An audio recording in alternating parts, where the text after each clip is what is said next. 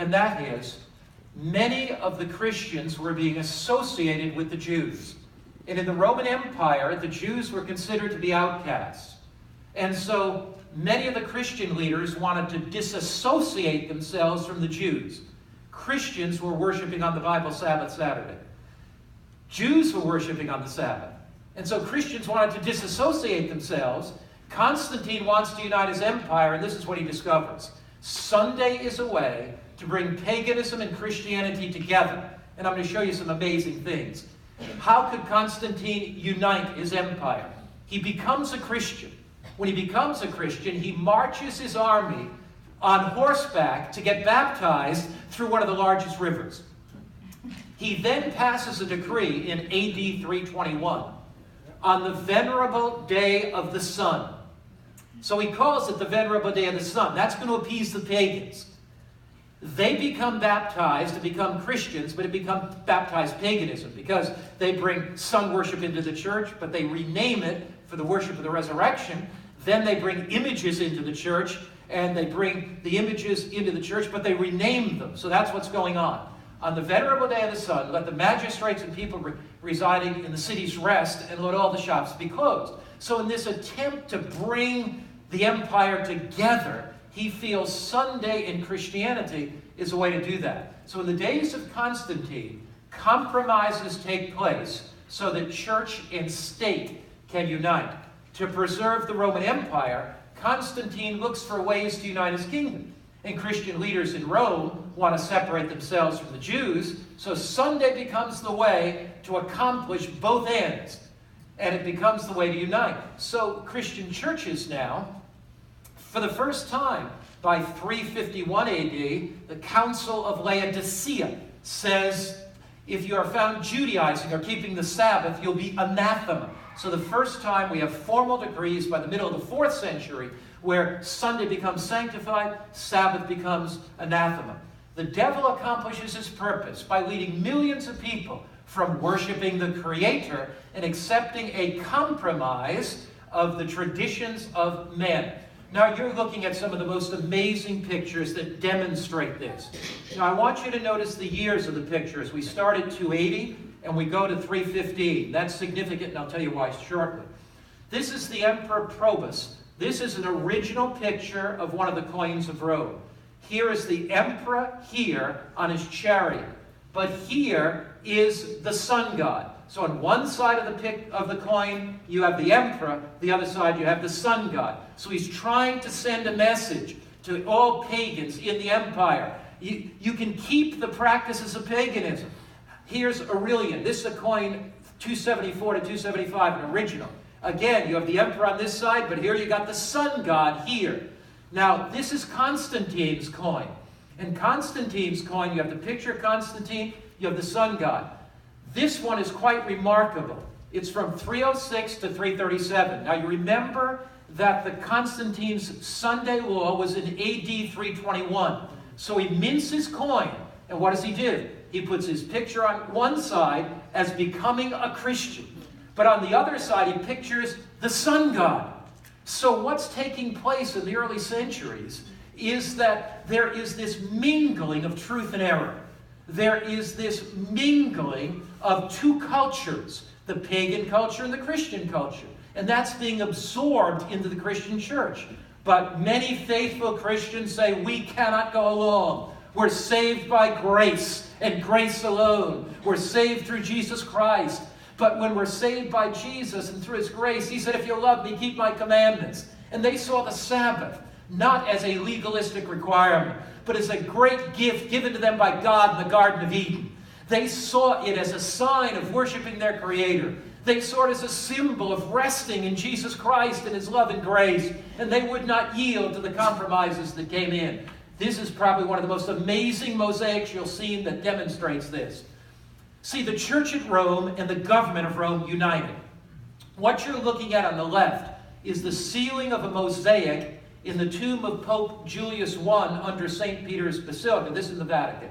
And it represents Christ as the sun god Helios, or Sol Invictus, and it dates to the 3rd century. Now, where are we studying? 3rd and 4th century. That's when these compromises came in. So here you see Christ pictured as the sun god. Why is that occurring? It's so that when pagans come into the church, they're feeling more comfortable because the symbols of paganism are coming into the church. But what's taking place? Christianity is being watered down. What's taking place? Compromises are coming in. What's taking place? The biblical faith is being eroded. Now, here is the Catholic World, page 809. The Catholic World is one of the more scholarly journals of the Catholic Church. March 1994. And our Catholic friends explain exactly what happened. And this is an incredibly accurate statement. It says, the sun was a foremost god with heathendom. We've shown that tonight. From Egypt to Babylon to Persia to Greece to Rome.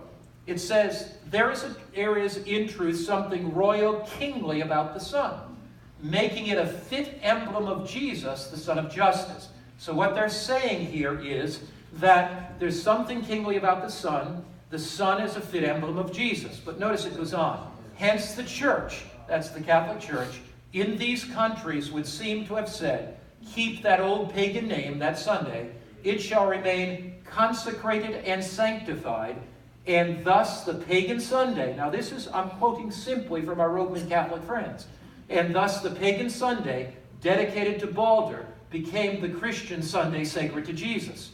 So they explain exactly what happened in the 3rd and 4th century to accommodate paganism flooding into the Christian church.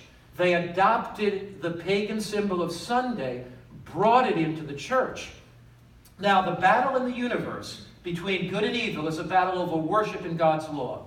Often people will say to me, this is just a matter of days, and everybody chooses the day they worship on. Now look, it's much more than that. It's much deeper than that. It's a battle in the universe that is waged for thousands of years over the subject of worship. And the Sabbath is at the very heart of this controversy over worship. Now, Daniel chapter 7 is an amazing prophecy, because Daniel chapter 7 and the prophet Daniel reveals that out of Rome there would be an attempt to change the very law of God. God is never caught by surprise, and God always warns his people ahead of time. There's an amazing prophecy in the 7th chapter of Daniel, and it reveals just how the Sabbath was changed. So let's go back and look at that prophecy. In the prophecy, there are 4 beasts. They rise up one after the other. A lion, a bear, a leopard, and a dragon. Now you remember in Daniel chapter 2, there was an image. Head of what? Gold. Breast and arms of silver. Thighs of brass. Legs of iron. 10 toes. 4 metals. Gold, silver, brass, iron, representing 4 great nations: Babylon, Medo-Persia, Greece, Rome, then the breakup of the Roman Empire. We've studied that. Now you have 4 beasts.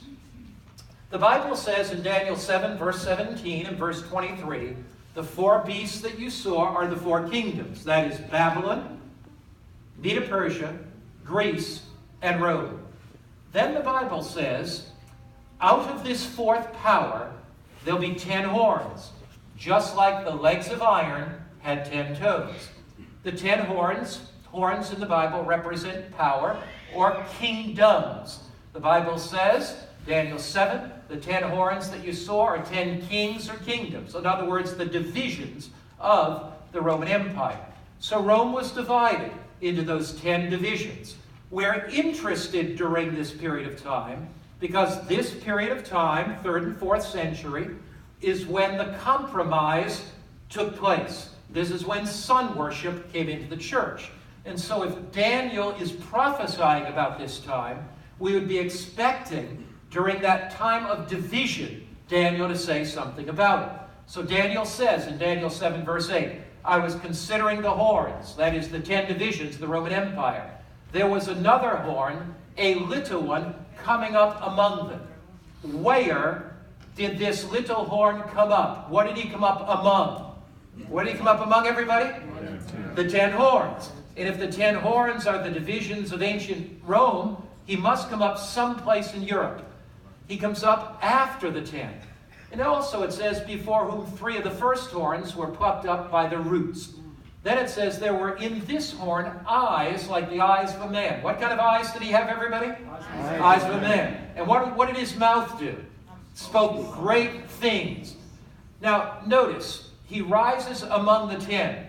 So he has to rise in Western Europe, someplace out of the Roman Empire, because he's rising among the 10. He's not rising in Babylon, the lion, or Medo-Persia, the bear, or Greece, the leopard,